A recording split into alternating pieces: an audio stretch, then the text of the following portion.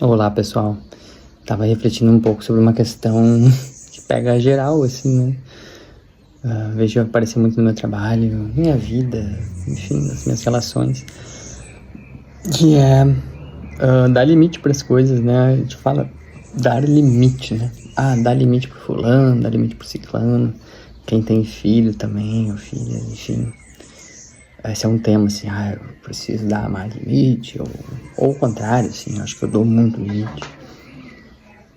Isso é um ponto, assim, importante, né? Quando a gente fala, assim, dar limite pra alguém, né? O que é isso, né? O que eu tô dando pra essa pessoa? Por um lado, eu lembro que uma vez eu escrevi, assim... Por um lado, quando eu dou limite pra alguém, se eu usar essa expressão, dar limite, eu poderia pensar, eu dou uma oportunidade pra pessoa. Uma oportunidade pra ela me conhecer. Pra ela saber que comigo, até aqui, ela pode chegar num campo de respeito, né? Num campo onde eu me sinto respeitado. Dá pra pensar dessa forma, dá pra pensar também... Não é uma questão de dar limite, assim, pra alguém, né? É uma questão de conhecer as próprias necessidades e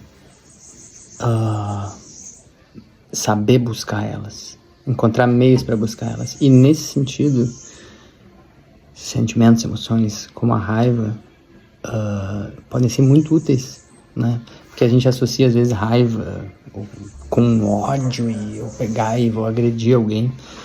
Mas a gente pode pensar, a raiva é uma força que nos ajuda a satisfazer uma necessidade nossa. Assim, eu não quero tal coisa, né? Isso daqui não me serve e eu afasto ativamente com a minha força aquilo que tá ameaçando isso, né?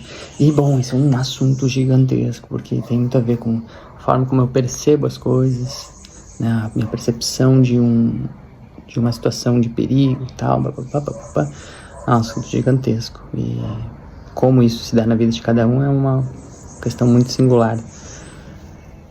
Então eu tava pensando sobre isso, né? A questão, por exemplo, assim, de pais, mães, com filhos, né? Assim, às vezes, eu tenho dificuldade de dar limite, né? Por exemplo, enquanto isso,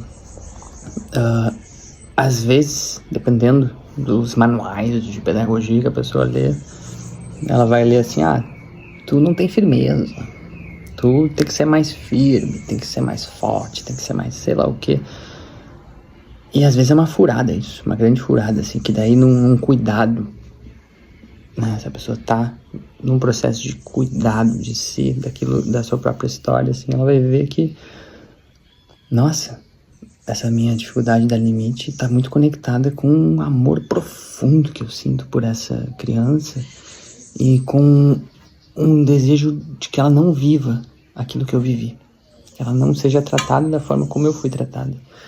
E é isso, né? Então, por isso esse processo, processos psicoterapêuticos, assim, mais profundos, assim, eles conseguem chegar nesses lugares, assim, com delicadeza, cuidado, com respeito.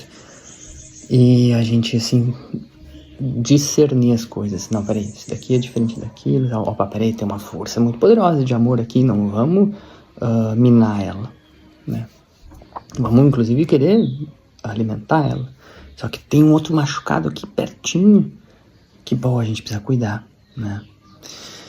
E um sinal, né? Porque isso, né, é interessante porque, né, o que é passado e não passou, ou seja, o que é passado e presente, aparece, né? Aparece nas relações, aparece nas sensações, sentimento de culpa, por exemplo, assim. Culpa é um sinal muito importante, assim, pra... Claro, daí, tô falando culpa, eu sei que tem muitas formas diferentes de entender o que é esse conceito de culpa, né? Que é diferente, por exemplo, pra mim, né, de arrependimento. Mas tá. Enfim, só tô querendo expressar um pouquinho uma reflexão que eu tenho feito, coisas que aparecem no meu trabalho, na minha vida pessoal. E é isso. Até mais.